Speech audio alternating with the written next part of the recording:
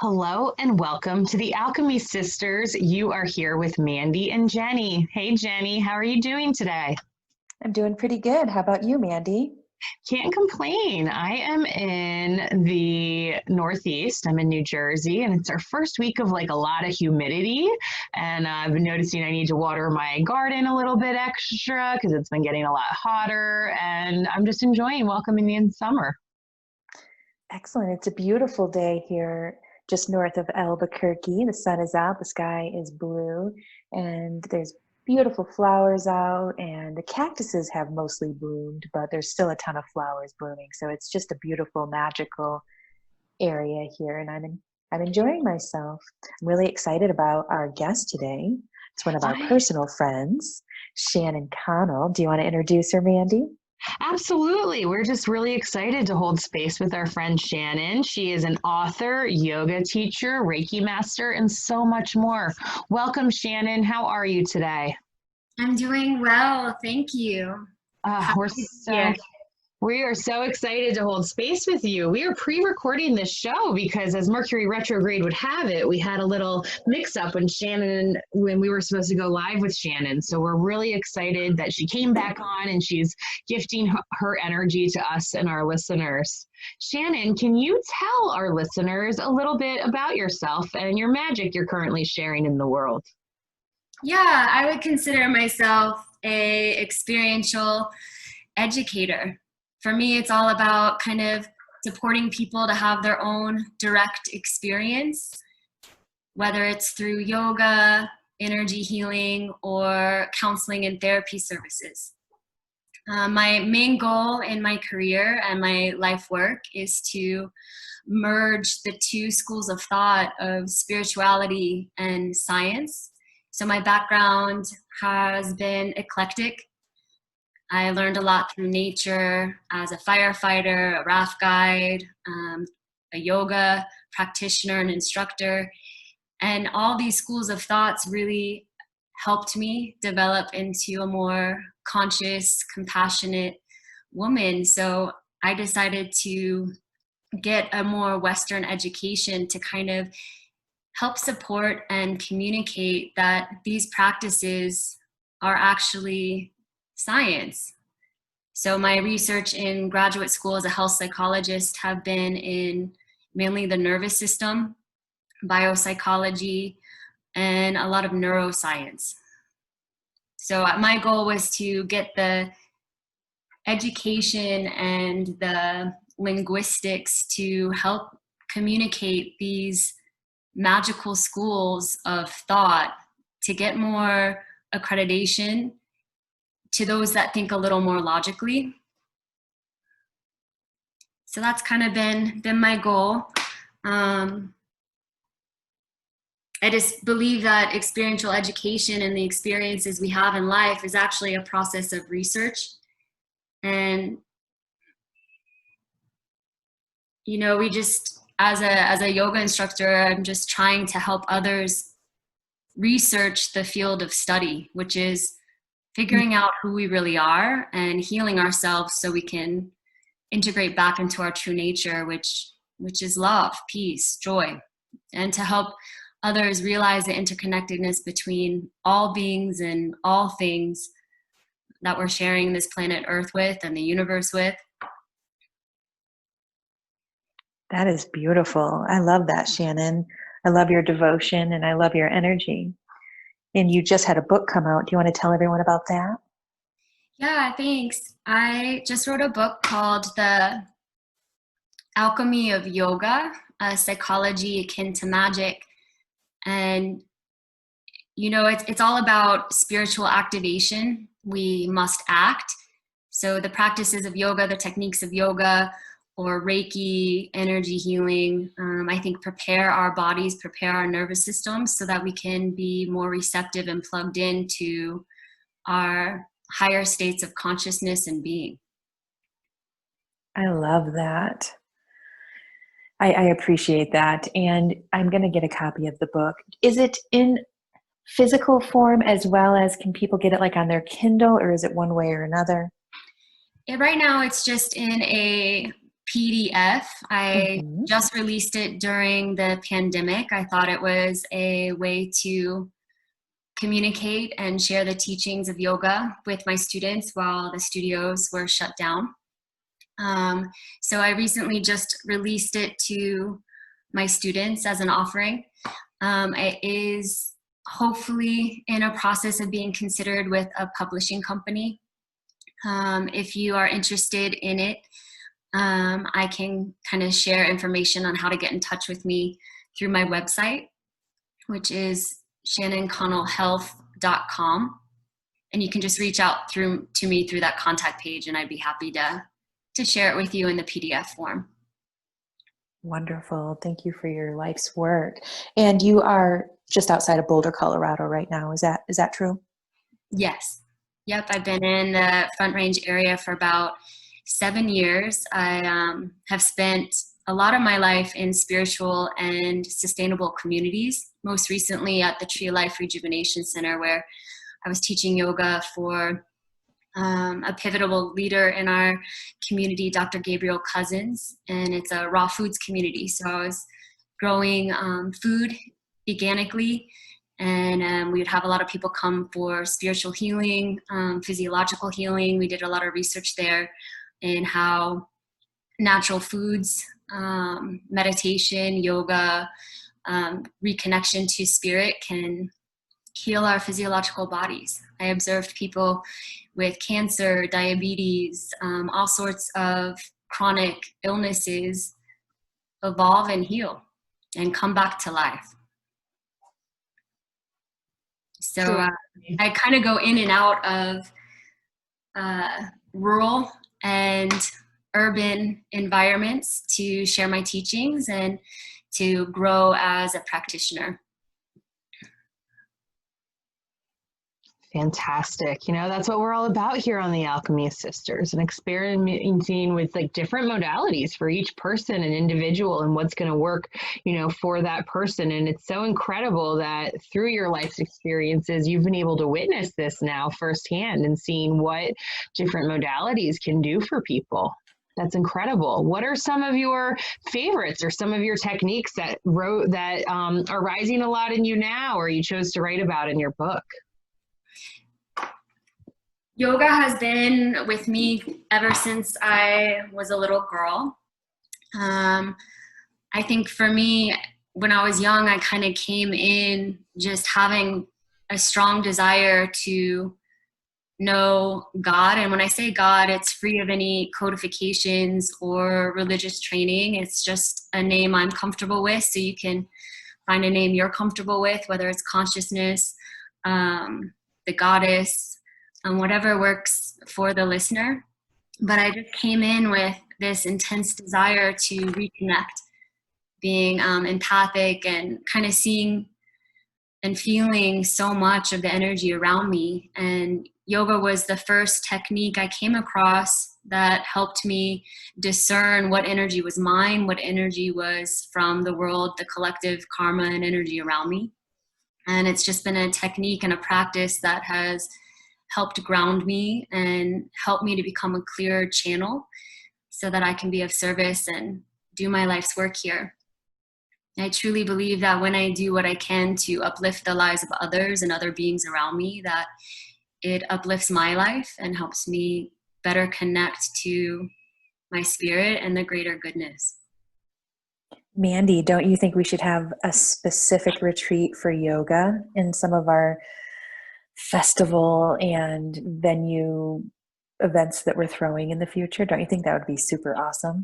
You said it, you know, and I think it's been such a beautiful bridge. And, you know, even I was born in 1985, and even when I was younger, it was still a little taboo. And now it's become, you know, popular and accepted. And it's such a vehicle to consciousness. And it's helped me to heal my body. I went through a lot with my body, and I've experienced lots of different ways to help heal it. And one of the things that has been one of my most potent medicines has been yoga. And whether it was just starting with a little bit of chair yoga after a surgery, or like now I really am getting into it. And every single day you learn to roll with the ebbs and flows of life and accept that your body is going to be in a different state of being and balance each day. And it helps you to understand the perspectives of the outside world so much more clearly. So I'm a big fan of it. It's worked for me, and I know a whole lot of people, and it's definitely something that I want to help share.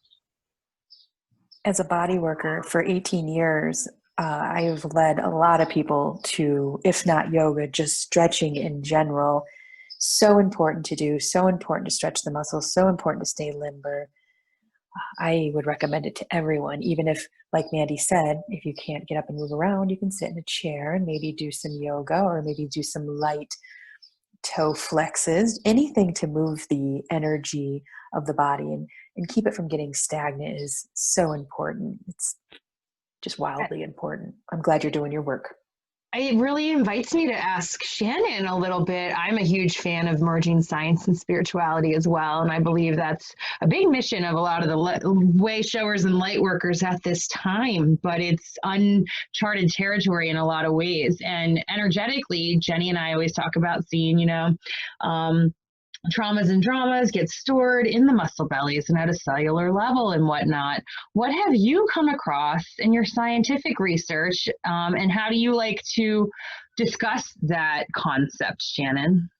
I believe consciousness requires good communication, and all systems of our body, just like all beings and all things, are in communication with one another. I believe that all life communicates. I believe that the organs and the systems of our body communicate in order to maintain good health. And we are built up of lymph, blood, and cells. And our energetic body, our mental body, our emotional body, even our spiritual body can affect the communication in our physical body.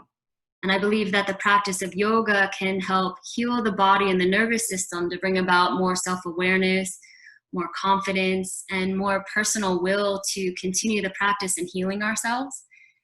And yoga isn't necessarily something we do with our physiological body. If you're not in an able body, you can still practice yoga. Yoga is a state of being. It's not something you actually do. It's a state of consciousness. So there are practices in the yoga system that have nothing to do with our physiological body. Yoga has these limbs of practice that are associated with ethics, breath, all these different things. So don't let yourself feel limited if you are not in an able body in your opportunity to practice and embody yoga. But some of the scientific things that have been researched in the practice of yoga is how it can purify the lymphatic system. It helps release carbon dioxide, oxidative stress from the body. It can help to rebuild connective tissue. It can even rebuild collagen and protein to heal our joints, even our bones. In my personal experience with the practice of yoga, I had a severe scoliosis as a child. And now through the practice of yoga, I credit the physical practice of yoga. My spine is straight. I have no scoliosis. And I also share in the book how the practice of yoga was really the only thing that helped me overcome some mental health issues and addiction with an eating disorder when I was a young girl. So I really believe in it. I don't think it's the only path, the only way. There are many ways, many paths. And I feel where those merge is when we really aspire to healing on all levels. But it's worked for me. I think the practice works. And I've just dedicated my life to trying to create a direct experience for others. In the practice of yoga, you go direct. You don't have to go through anyone else to establish your relationship with yourself or with God or whatever spiritual connection you have with nature, you do it. And that's really liberating to me. You don't have to go through a priest or a rabbi or anyone else to create that experience for yourself. Have you guys been doing some outdoor yoga because of the coronavirus? Did that get popular at all? Is keeping people outside and not having them inside to do yoga? That is something I definitely aspire to do. You know, as I mentioned earlier, all life communicates, and, you know, I think getting into nature, we can learn so much. I believe there's consciousness and spirit in the trees, in the clouds, in the colors, the flowers, in all things everywhere. So I think that would be a really great experience. My first working experiences, I was an outdoor experiential educator. So I would take people rafting or kayaking, rock climbing, caving, and I learned so much from those elements. I do write about the 5 elements in my book and my communication and dialogue with them, what I learned from them. I even wanted to study fire, so I spent a year as a wildland firefighter to just kind of understand the behavior of the elements, because I believe we're interconnected and a part of those elements. I think a lot of us do a disservice to ourselves and our consciousness if we don't interact with nature, because we're all a part of it. I agree.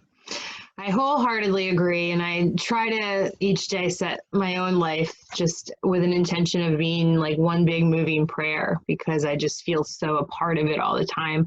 But I have a lot of similarities to you, Shannon, you know, and came in with this knowing and this awe and seeing all this energy and not understanding that, you know, not everyone else was understanding it the way that I was. And I think it's wonderful how in each chapter of your life, you've allowed yourself to be present, to learn deeper another element. Speaking of which, 2 things you mentioned that I thought might be nice to talk about at this time and maybe give some support to our listeners. One was the lymphatic system. You know, there's a lot of different, you know, stress and disease and worries rising right now. And I'm wondering just what kind of maybe education you might want to share with our listeners around their lymphatic systems and how they could maybe support it a little better at this time. Absolutely. Of course with yoga, but I know that you have a lot of other things too up your sleeve. The lymphatic system is our body's sewer system. It's our ability to release toxins from our cells. And when we are in a chronic state of stress, our lymphatic system can get clogged. And when our nervous system is compensated, it affects all the other systems of our body, our immune system, our mental health, our ability to sleep. We become more susceptible to anxiety, and we're better or less capable of managing stress. So things to help support the lymphatic system: drinking lots of water, purifying your diet, even maybe fasting. For me, I live as a raw vegan. That means I eat 80% of my food consumption is not cooked. I also have spent years of my life as a fruitarian, eating only fruit. And why am I researching that and why I've done that is it's directly absorbed into the bloodstream. And it helps to detoxify the cells. So we can release any of the sludge or toxic buildup in our body. Also energetically, eating the rainbow of colors to help kind of heal our chakra system. You know, when I feel like I need to be more grounded, I'll eat more root foods like carrots or radishes, beets, foods that are red or orange. If I need to build up my power center, I'll eat food that is the color yellow. If I want to go into more meditative, higher states of consciousness, I'll eat more fruit from the trees, like mangoes or apples, bananas. that's a big part of my personal discipline and practice, to keep my body more receptive to higher states of consciousness. Finding the discipline and the motivation and the will to let go of things that aren't serving you. Maybe smoking or overeating or alcohol, those kinds of things can maybe dull our energetic system. If they're done, in excess, I think moderation is important.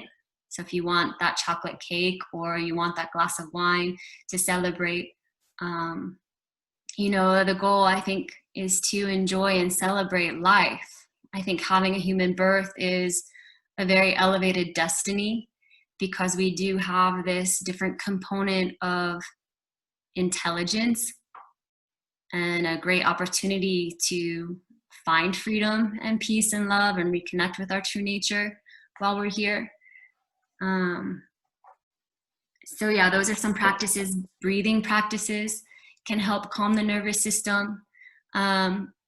Putting just legs up the wall is really great for our lymphatic system as well. There's so many different things we can do. For me, also, time in nature is really, really healing and beneficial for me. I spend a lot of time near creeks and water. It just helps remind me to go with the flow. And I just like to watch, the elements. Or maybe if you're near a big forest, and you don't necessarily, even if you're living in the middle of a city, we don't have to have connection to nature and its wildness to find connection to spirit.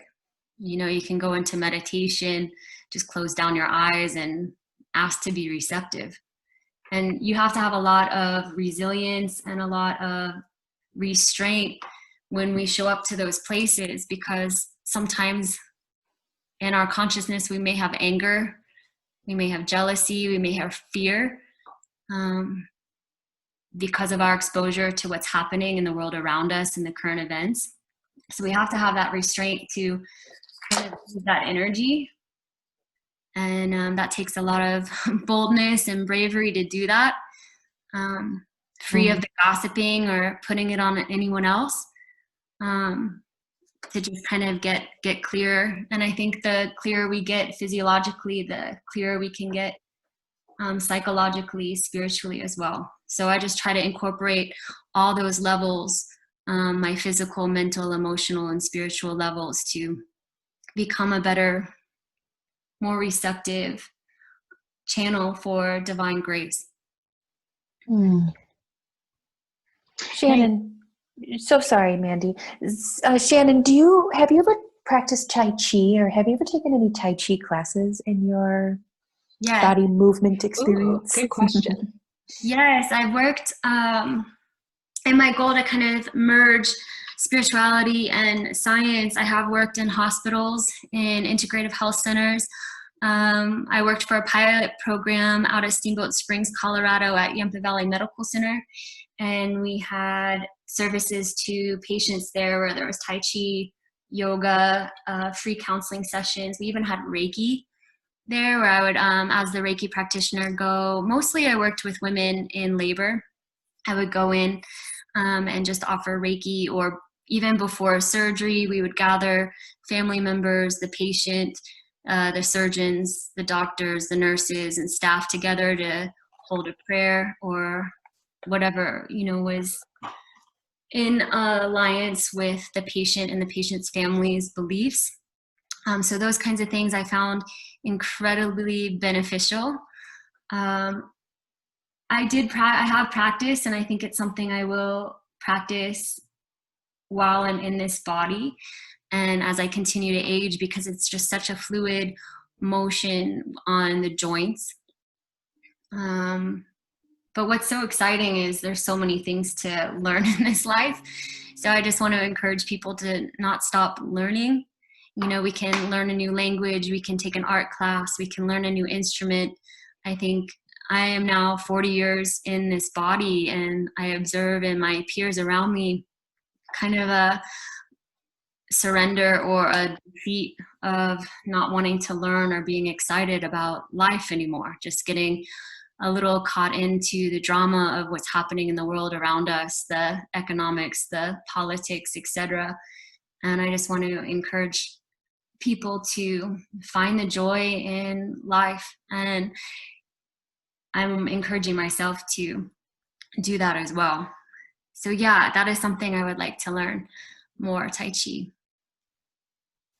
Looks so cool. And it's just, it would probably be really relaxing to do it and awesome to do it. But just even just watching people do it, I get all mesmerized and I'm like, ooh, that looks magical, like universal movements or something. I don't know. It looks really cool. I'm going to get into it too here shortly, as soon as I find a class and things start opening up more.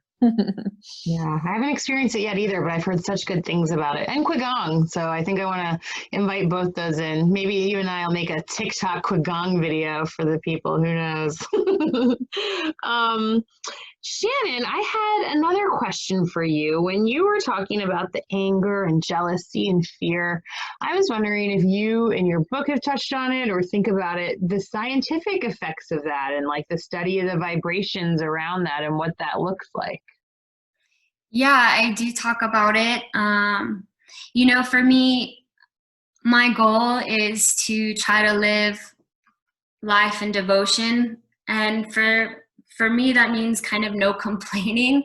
I mean, I have used you all for your support and services. It is true, you guys are the healer's healer. So I just want to thank you for your services to me to help me stay strong in contributing in my community. But yes, I think those kind of energies affect our physiological body, affect the functioning of our cells. There's a lot of research out there and healers out there that talk about how our emotions and our feelings can affect the resonance of our body. And what I've learned in yoga is that the spine and the spinal cord is like a satellite, an antenna, and it's constantly being fed by all these external sources of inspiration. And it's up to us to bring mindfulness into how we metabolize those things.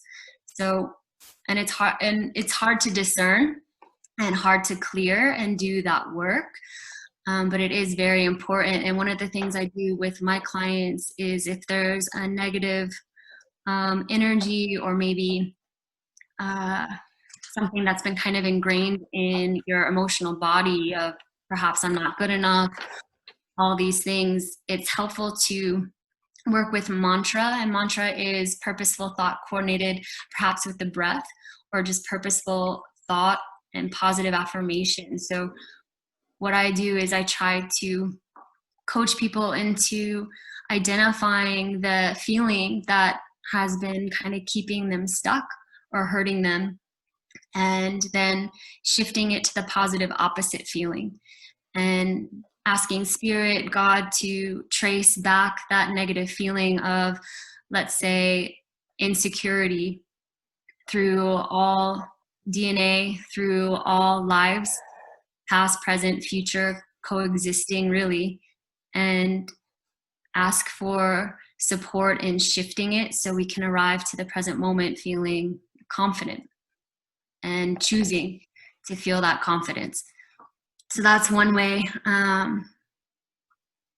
I try to work with people on eradicating feelings of anger, jealousy, fear, and all those things. But we're everything. So we are going to be exposed to all those different feelings. But kind of as I mentioned before, is having the resiliency and the discipline to digest it and move it out of your system, out of your nervous system, and claiming the more positive feeling, the more positive emotion, so you can resonate more towards that.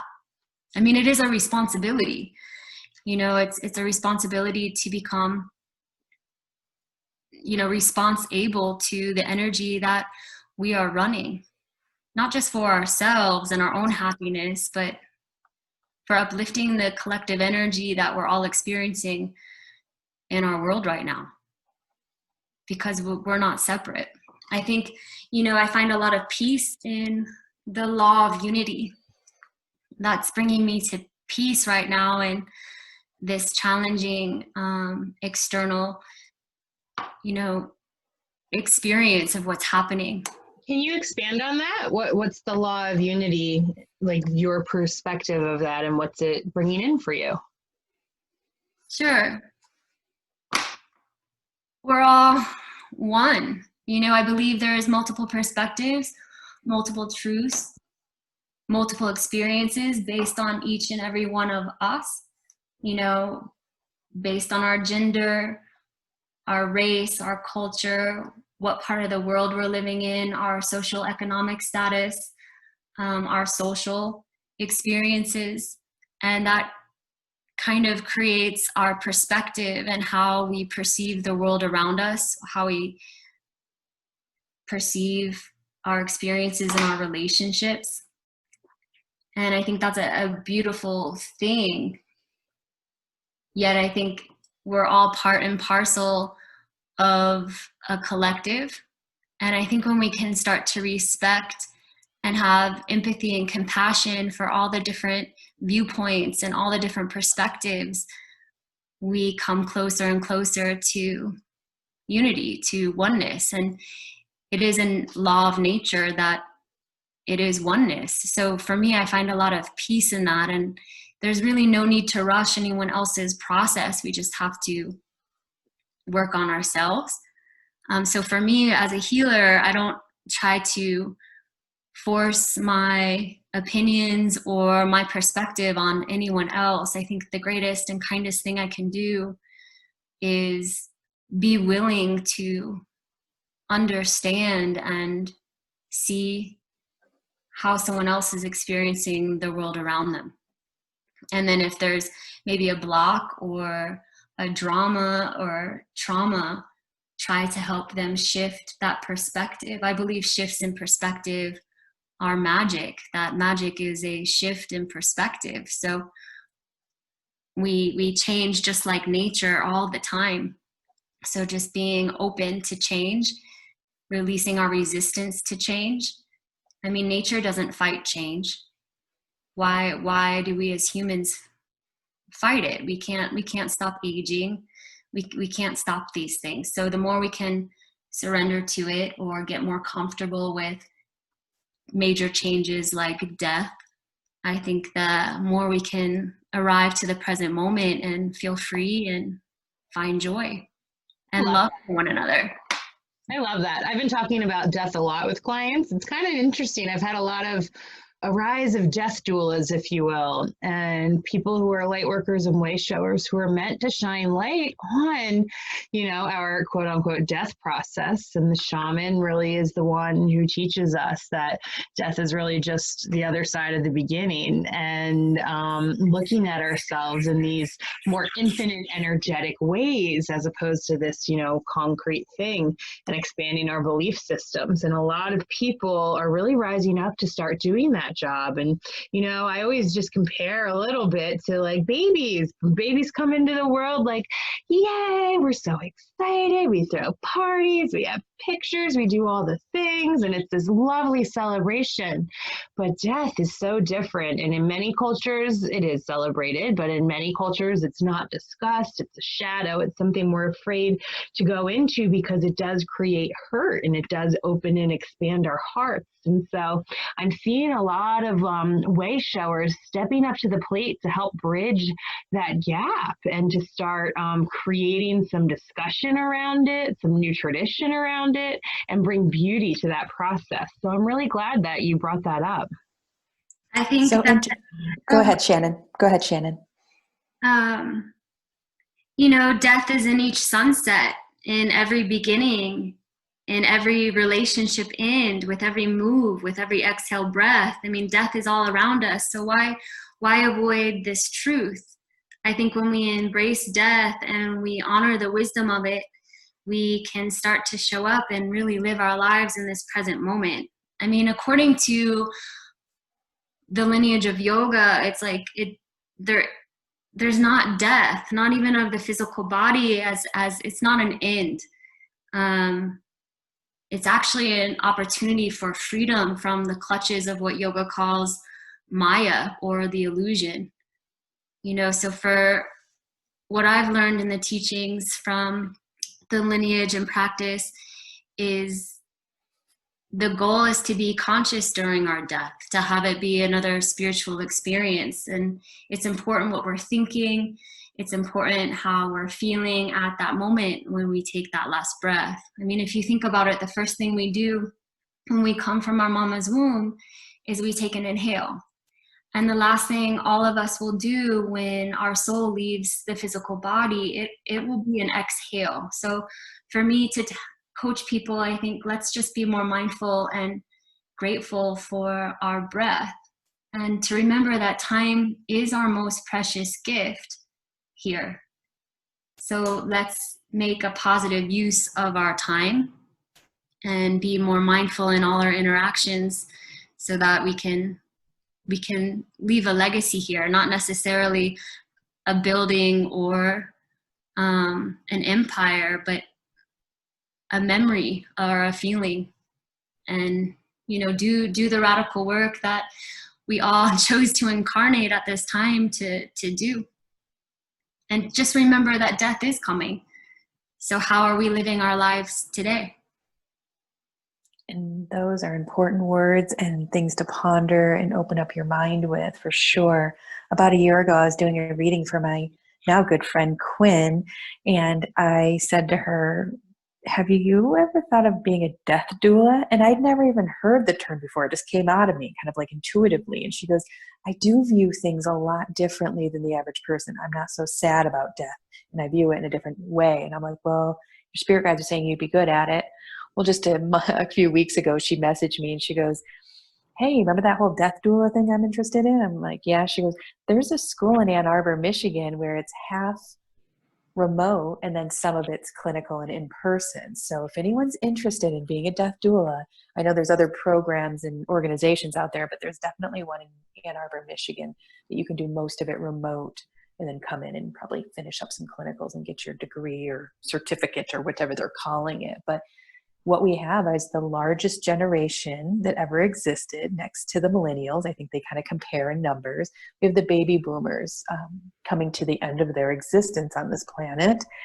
And there's a large amount of them. So I think it's just perfect timing how the light workers are stepping forward and wanting to do that death doula work and help people break down that fear and uncertainty, make it a more lighter alchemic experience of shifting dimensions, leaving the body behind, the heavy physical body behind, and going home, I like to call it. So I've even played around with being a death doula. I'm here in the Southwest area, and Arizona is a huge retirement state, I guess we'll call it. So it's Florida, but definitely Arizona. And I thought, it'd be cool to be able to support some families while they're having a loved one pass. It looked like a little bit more like hospice, where you could probably hold space for the people that have lost a loved one, and then also hold space for the loved one while they're leaving their body, and make it a ceremonial or not ceremonial, I guess, whatever lines up with the client's intention and what have you, or beliefs.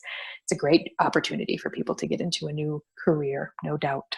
And some people, Jennie, also death doulas, if you're listening, if you're out there, follow us on the Alchemy Sisters, follow us on Heart Over Ego Radio. You are not alone, and we are starting to really see a lot of them. And one thing we like to do with Alchemy Sisters is create community. So keep in touch with us and follow us. I was going to say something else with that too, but I forgot. So onward and upward. Shannon, I have a question for you really quickly. Did you ever consider, or have you ever considered being an Ayurvedic practitioner? Yeah, I've studied a lot of Ayurveda, and I do work with it with clients. I will share a quiz, and you can find these online where you can just answer questionnaires about, the behavior patterns of your body, and just to figure out what dosha you have. And a dosha, there's 3 of them: Vata, Pitta, Kapha.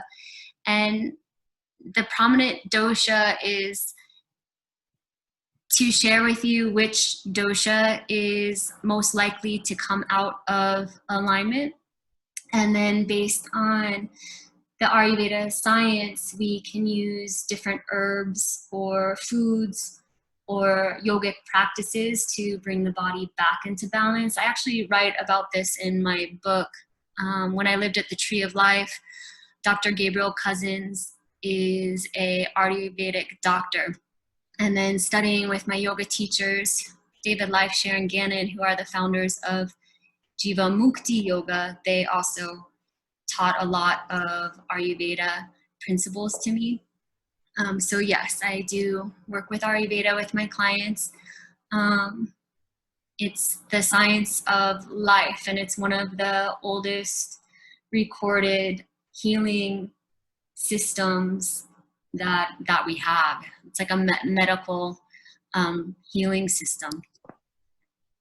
You know, when I lived in Boulder about, I guess, probably 6 or 7 years ago now, about 5 years ago, actually, I left in 2015. So before I left, I had run across so many cool healers, Shannon and Mandee both being one of them, or I guess two of them, we should say. But either way, I ran across an Ayurvedic practitioner, and she did incredible work. And she would like use her fingers and touch my wrist and check something. It felt like energy work when she was doing it, but I don't know exactly what she was doing. Pulses. You can read from the pulse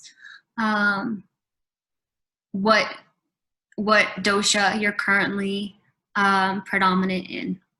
It's fascinating. I never totally figured it out because it was kind of in depth, and I was just so pleased and amazed by the session that I didn't ask a ton of questions when it was happening because it felt so cool. But that was her main thing, was to get my nervous system in check.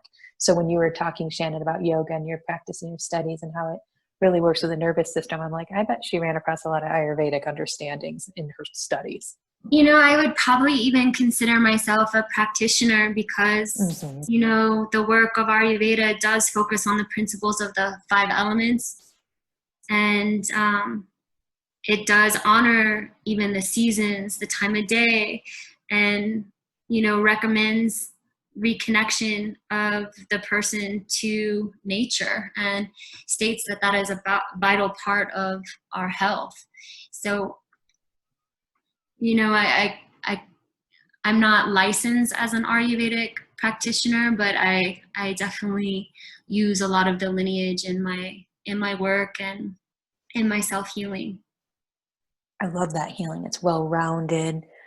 You can tell the wisdom in it, the ancient wisdom in that practice, as well as yoga, of course, too. And they're both paired beautifully together, of course. So wonderful. Shannon, why don't you tell all of our listeners how they can get a hold of you in case they want to get that book or want to contact you about questions, or maybe they're in the Boulder area and they want to come to your yoga classes. Thanks. My website is Shannon Connell health.com, and my name is spelled SHANNONCONNELL,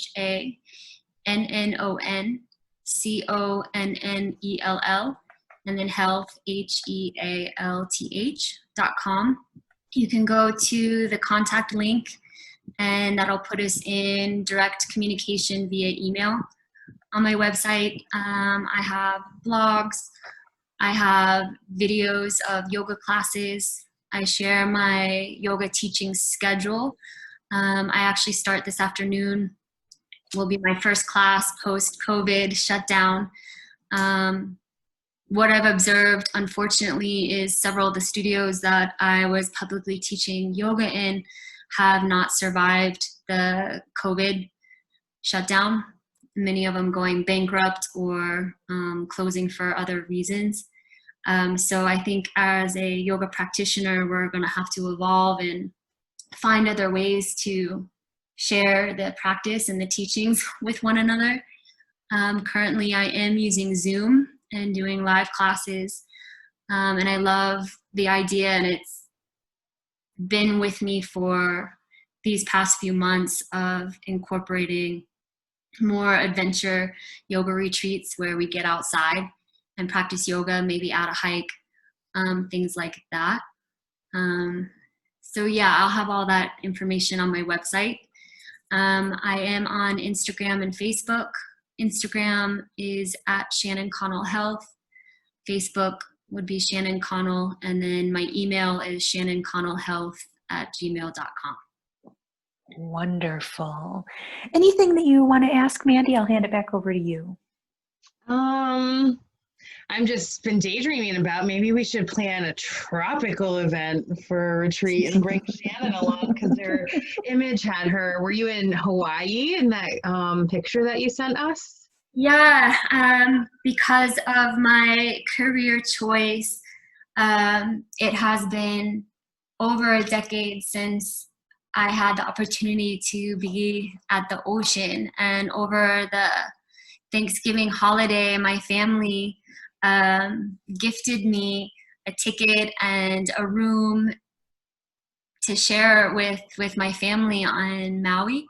And I got to spend 9 days in Maui, and it was really, really beautiful to see the ocean and to see banana trees and pineapple trees and to have fresh fruit. And, maybe us ladies stay in touch because I did have a couple of days on my own, and my family supported me in renting a car. So I was able to kind of drive around and talk to locals and learn of some retreat center areas for rent or even campsites and things.